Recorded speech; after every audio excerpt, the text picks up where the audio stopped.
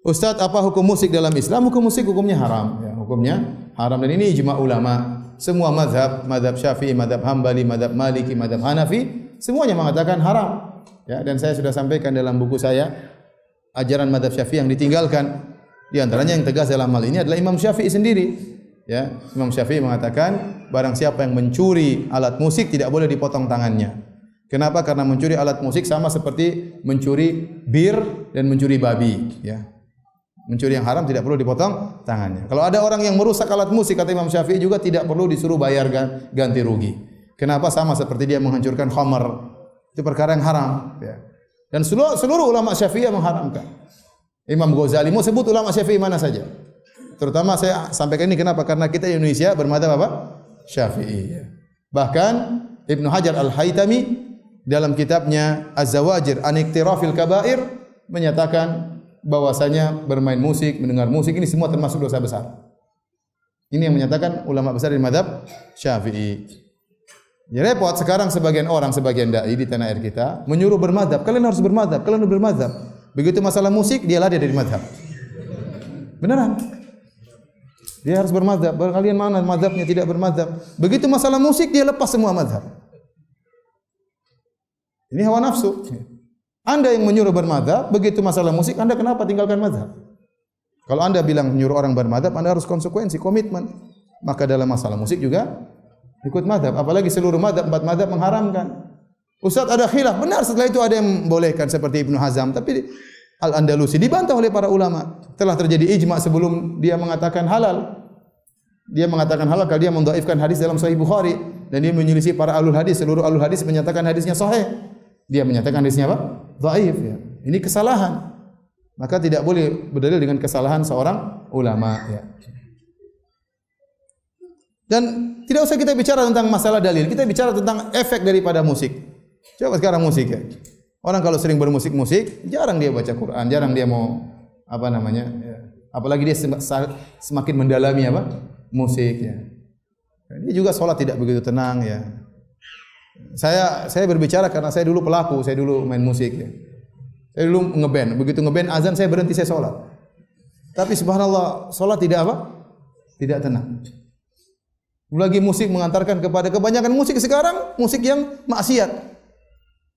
Nah, musik yang gambus-gambus kasidah-kasidah kurang enak didengar. Lebih enak yang rap, metal, pop, jazz, lebih enak-enak ya. Isinya apa? Perempuan. Isinya manja-manjaan. Ya. Kau yang di sana, kau yang di sini, kau yang di sana, kau yang di sini.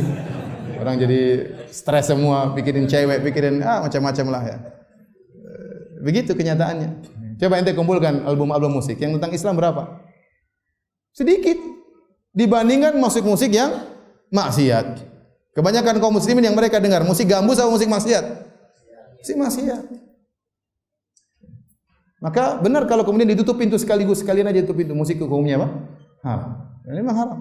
Para ulama tidak mengecualikan kecuali duf rebana. Ulama Syafi'i menyebutkan kecuali duf rebana itu pun dalam acara-acara seperti acara-acara ramai seperti walimah atau acara Idul Fitri, Idul Adha atau ada acara-acara baru boleh menggunakan apa? Duf ya.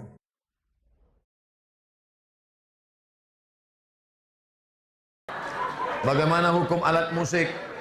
Saksofon, biola, keyboard, apa hukum alat musik? Maka alat musik kata Syekh Yusuf Al-Qardawi, alat musik kata dia tidak haram. Dikajinya. Jangan burukkan saya, Abu Somad menghalalkan gitar, enggak.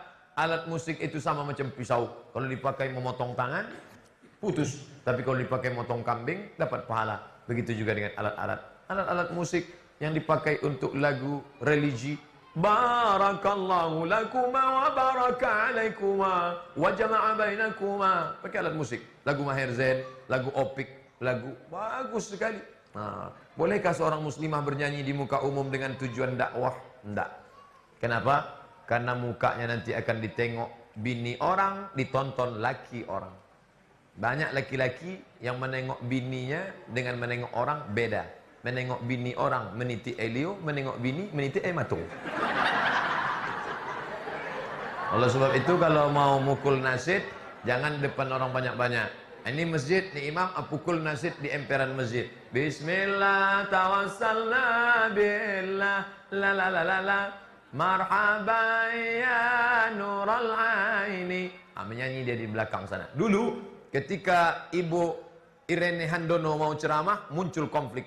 Negeri Rokan Hulu 1000 suluk, tuan-tuan kelipat, tuan syekh mursyid mursyidin, tak layak perempuan menceramahi. Datang ke saya, gimana nih Pak Ustaz? Ustazah udah diundang, Ustazah Irene Handono. Mau tahun baru. Sudah siap panitia, sedangkan bergejolak. Gimana? Solusinya begini. Ini masjid, sana kiblat. Ini laki-laki, ini perempuan. Iya. Buatkan ustazah itu di tengah. Jadi ustazah tidak menceramahi tuan kelipah mursyid-mursyidin. Laki-laki mendengar suara. Yang tak mau menengok, menunduk. Buat dia di tengah. Tengah, laki-laki, perempuan. Akhirnya jadi acara, dibuat perempuan di tengah. Begitu juga dengan ini. Perempuan yang mau mukul nasid segala macam. Ini tentang masalah. Begitu juga dengan baca Quran.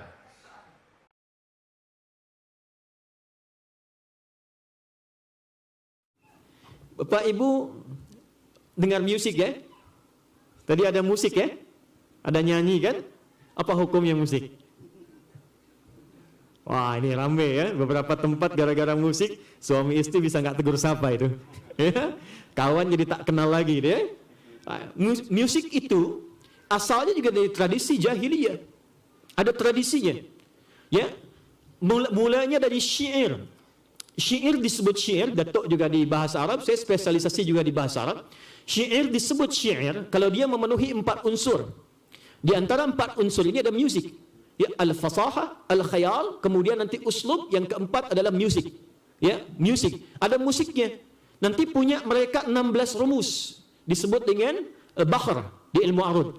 Misal, ada rumus namanya tawil. Tawilun lahudun al-buhuri fadailun, fa'ulun mafa'ilu, fa'ulun mafa'ilu. Kifa dzikra min dzikri habibin wa manzili bisaqtili wa baina ad-dakhuli fa hawmali.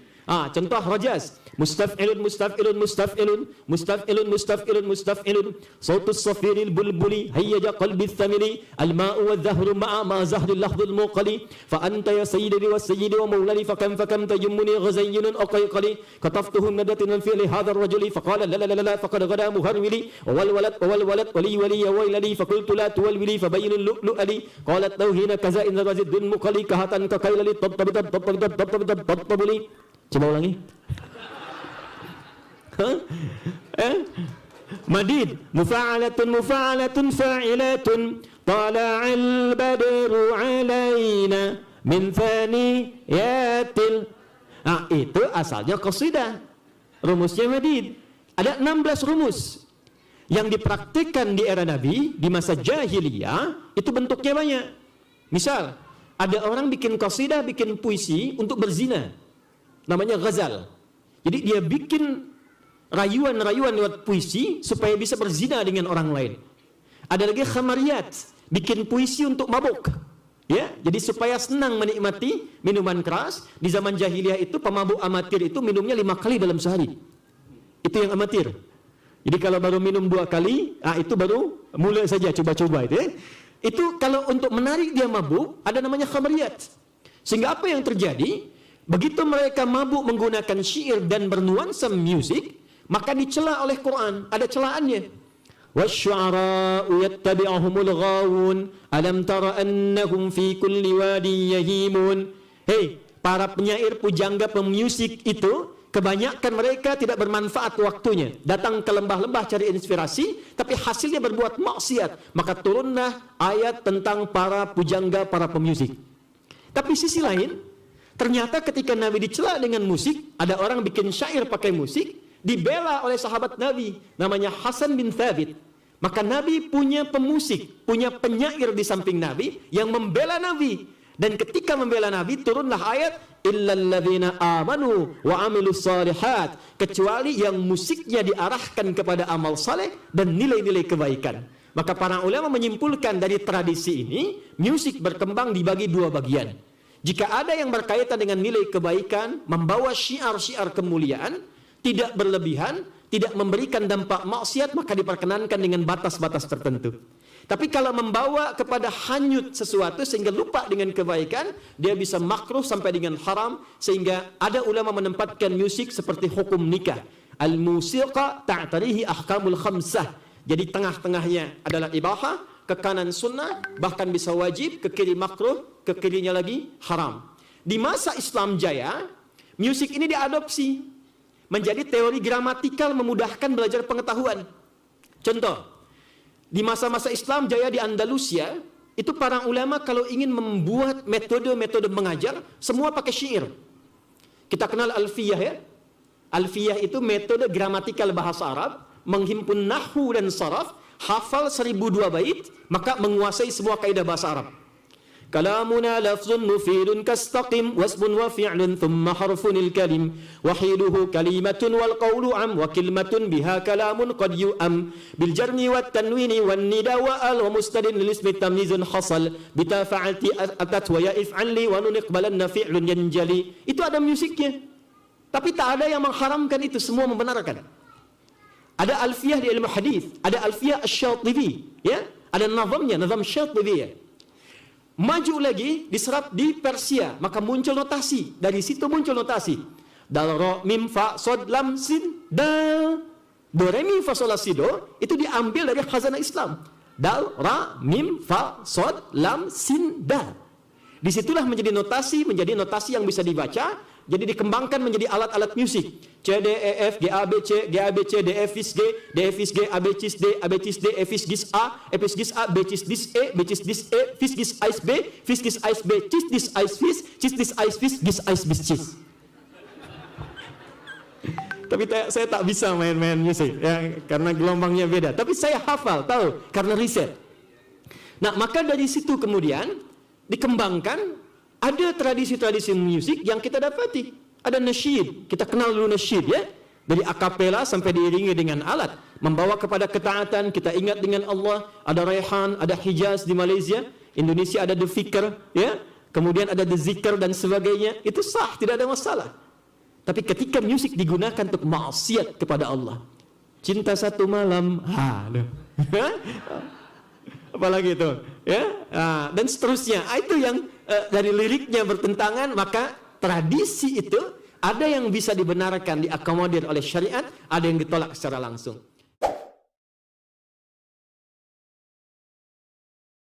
Coba nih, aku seneng lihat kalian ribut terus. Tahu nggak kenapa? Begitulah ulama ribut.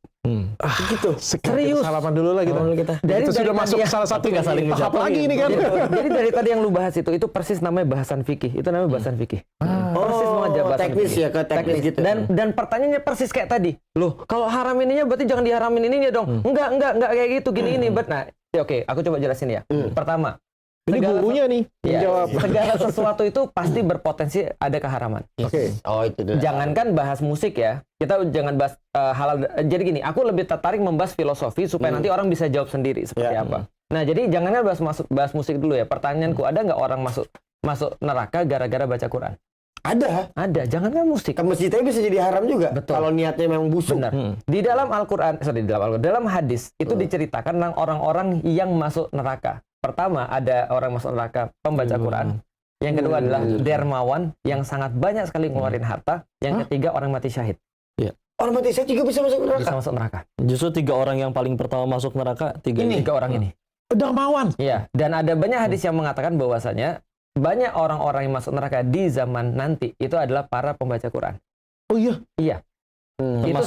Termasuk ulama dan juga yang mengajarkan ilmunya. Betul. Ya, yang ceramah gitu juga termasuk. Kalau apa? Nah, ada kalonya. kalau kan pasti kita ada bahas kalau. tentang penyalahgunaan pertama. Kita bahas sebelum kita bahas tentang naturalnya sesuatu. Nah, kita bahas dulu tentang yang namanya penyalahgunaan. Kalau penyalahgunaan semuanya bisa untuk masuk neraka. Bahkan orang-orang baca Quran, orang-orang sedekah, orang-orang syahid pun bisa masuk neraka. Dalam hadisnya tuh dikatakan, kenapa kamu mau masuk surga? Karena saya sudah baca Quran siang dan malam. Ya Rasulullah, ya Allah. Terus Allah bilang gini, kamu yakin kamu baca Quran cuma untuk aku? Enggak, kamu baca Quran bukan untuk aku, tapi untuk dipuji manusia. Iya, puji manusia. Maka kamu sudah dapat itu di dunia, sekarang syarat dia ke neraka.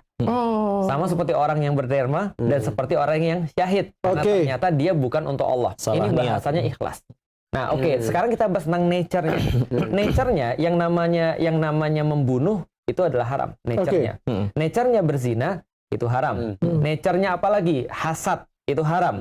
Nature-nya sombong itu haram. Nah, sekarang bagaimana dengan nature-nya musik? Menarik tadi, itu bahasan fikih tadi itu. Lihat ya, nature-nya musik ternyata adalah segala sesuatu itu kalau kita definisikan, musik adalah gabungan daripada not-not yang membentuk sebuah bunyi, sebagaimana sudah didefinisikan oleh seorang ulama namanya Al-Farabi. Itu mendefinisikan musik. Dia kemudian mengambil satu kitab yang lebih dulu ada, lalu kemudian dia ngelihat bahkan ada sebuah referensi yang mengatakan bahwa do re mi fa sol la si do itu berasal dari bahasa Arab, duror mufassalat. Duror mufassalat artinya adalah mutiara-mutiara yang terpisah. Duror mutiara mufassalat itu terpisah-pisah. Berarti duror mufassalat, do re mi fa sol la si. Balik lagi ke do, gitu kan ya. Nah, duror mufassalat. Karena kenapa? Karena mutiara ini terpisah-pisah sebelum dirangkai. Ketika dirangkai dia jadi sebuah irama. Maka tidak ada satupun orang yang berbicara di dunia ini tanpa not. Ini bernada semuanya. Semuanya bernada. Termasuk intonasi. Intonasi termasuk rima. Termasuk kemudian bagaimana jeda dan segala macam. Bahkan ada the music of silence. Ada musik diem itu ada. Contoh misalnya ya, ada yang menarik satu lagu judulnya Color of the Wind. Dia bilang kamu nggak akan bisa appreciate terhadap segala sesuatu kalau kamu belum bisa mendengar gunung bernyanyi dan belum bisa lihat warna daripada angin. Artinya apa? Ini kan bentuk daripada penghargaan terhadap sesuatu. Maka benar kata Qadrini tadi bahwasanya di dalam Islam secara sederhana musik disamakan dengan syair. Nah, di dalam surat Asy-Syu'ara tadi ada penyair yang dilaknat oleh Allah, ada penyair yang dipuji oleh Allah. Berarti masalahnya bukan syairnya, masalahnya bukan musiknya. Di niatnya. Tapi masalahnya untuk apa musik ini digunakan. Oh, manfaatnya. Oke, nah sekarang tentang pembahasan. Ini pertanyaan paling sering Anda dengar. Apa hukum musik dalam Islam? Sebetulnya kalau kita dengar di penjelasan ulama-ulama yang luas pemahamannya, menurut saya, ulama yang berpendapat seperti itu, orang yang luas secara fikirnya.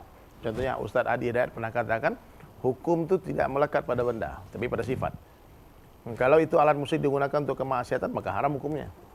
Seperti pisau, golok, dan sebagainya kan. Kalau kita gunakan untuk nodong orang, jadi haram. Tapi kalau digunakan untuk nyembelih kurban, jadi amal. Nah, ataupun Ustaz Abdul Somad juga sering jelaskan, musik seperti bercakap-cakap. Dan itu sebetulnya perkataan Syekh Yusuf Qaradawi. Beliau masih hidup sekarang, mufti besar. Dan beliau nggak mungkin berhujah tanpa ilmu. Sehingga Syekh Yusuf Qaradawi bikin satu kitab bab musik, tentang musik. Beliau jelaskan semua tentang musik. Dan Maher Zain itu pernah langsung datang kepada Syekh Yusuf Qaradawi dan menanyakan perihal musik yang beliau nyanyikan. Dan beliau dapat ijazah, oke. Boleh. Termasuk saya pun datang ke banyak-banyak guru untuk menjelaskan tentang musik yang saya nyanyikan hari ini. Yang orang katakan musik religi. Dan itu mubah-mubah saja, boleh-boleh saja.